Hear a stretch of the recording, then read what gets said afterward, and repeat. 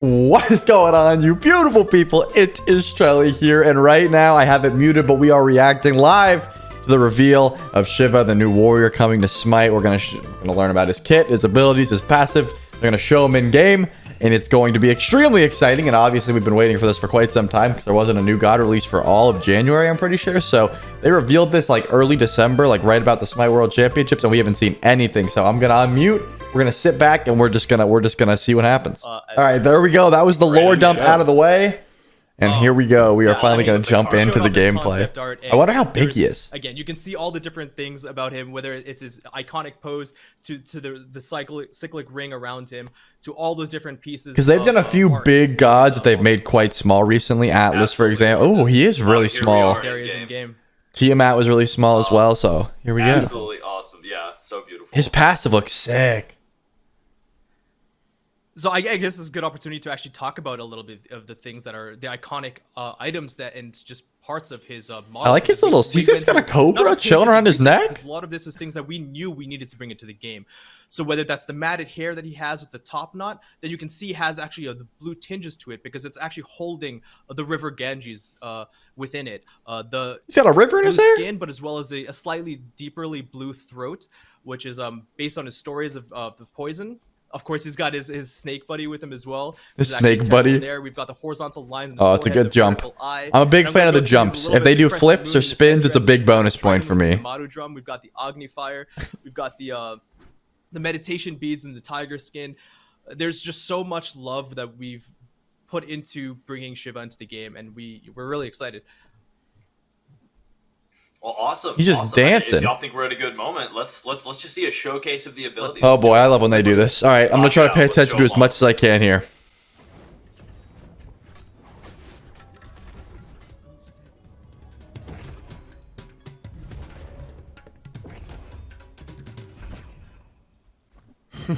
I got nothing from that. Awesome. I gotta be honest. I saw him go into a little fireball. I saw him getting it, and he went CC immune. Right. There's a lot of procs. I don't know what I'm seeing. From all departments. Absolutely. Literally firing on all cylinders. I have no idea. Constantly. So, I mean, let's just start off. Let's go through everything. Let's start off with the basic attack. Let's talk through that.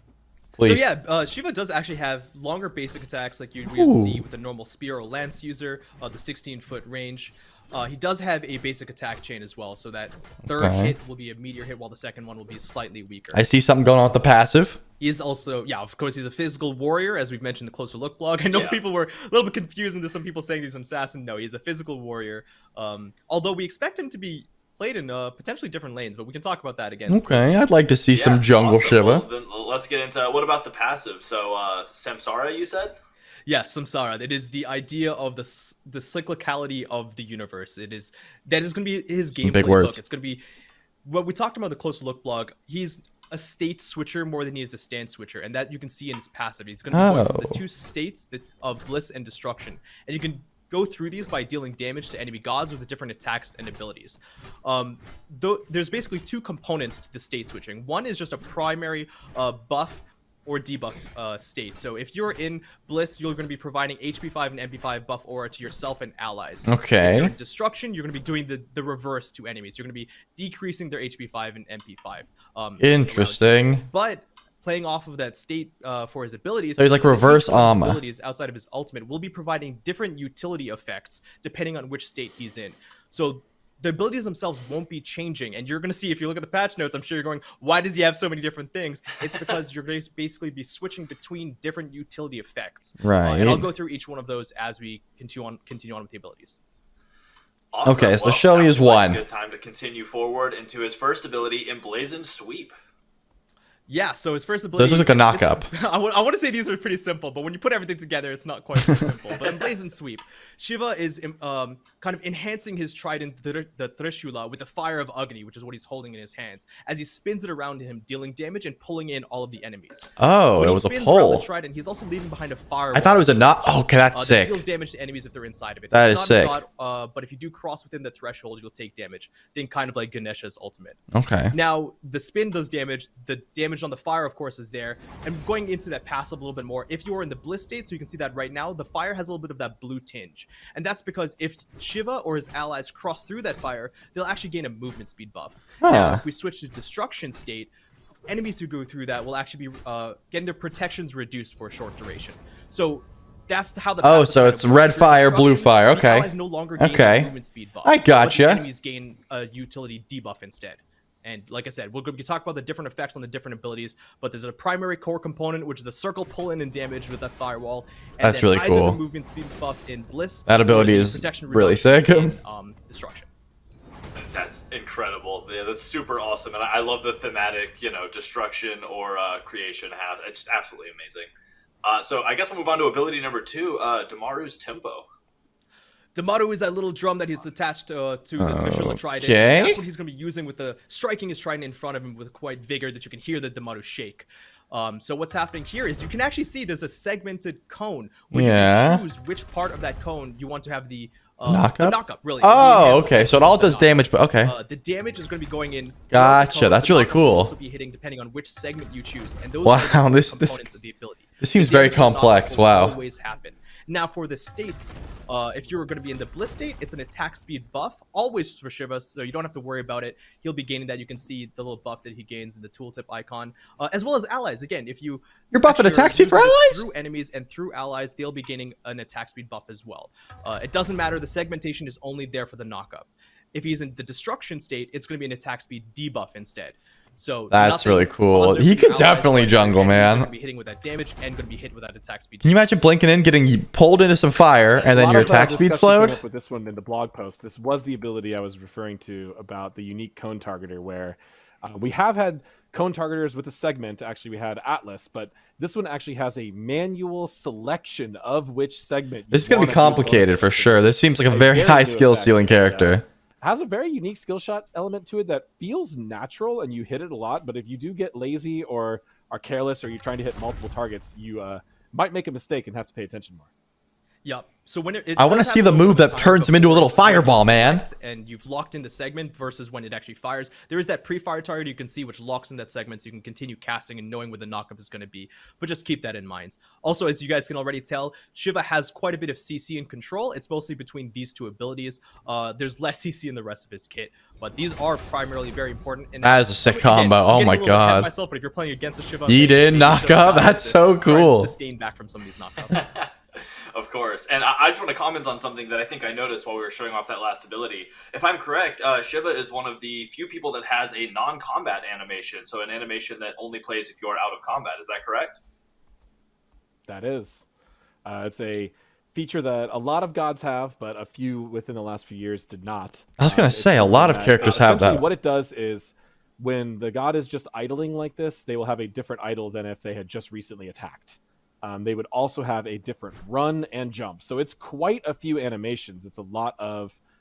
yeah, a lot of characters just do funny shit once you stop attacking. And smite I guess they just haven't done it in a while, and I haven't really noticed. So there's a lot of extra things there. So it is a very expensive additional ad, but it's something that we've seen a lot of feedback for, and we are going to be attempting to bring back on as many future gods as we can. So much shout out to the animation team and for their planning and their work to get this. All right, so 1, 2 knockup. Show me the 3. This has got to be the fireball because I already saw the ult. The ult's the big CC immunity pulse. This does not refer to dances, emotes, or special emotes. That's a completely different system. This is a much more subtle system of animation that adds additional kind of flavor and personality to the god while you're playing them. Well said, Ajax. Well said. I totally just saw that as we were talking about it and watching them transform from that the after attack or post attack animation, and then just all of these movements just are so fluent and had so much. I gotta be honest. I wanted to see the snake in the kit, guys. I would have preferred to see the snake do some sort of acid spray, but I'll accept it. So next up, we have ability number 3, and that's Pillar of Dawn. So let's talk about the Pillar of Dawn. Yeah, Pillar of Dawn. So Shiva chooses a selection mechanism. So it's kind of like 2 separate dashes in a way. So you can choose a location where you're going to dash into, and you can choose that can be a short area, as you can see there. You can change the range on it. And Shiva dashes to that to the pillar, becoming CC immune and taking reduced damage while he's inside there, as well as pulsing kind of an aura effect. And then you can dash out again.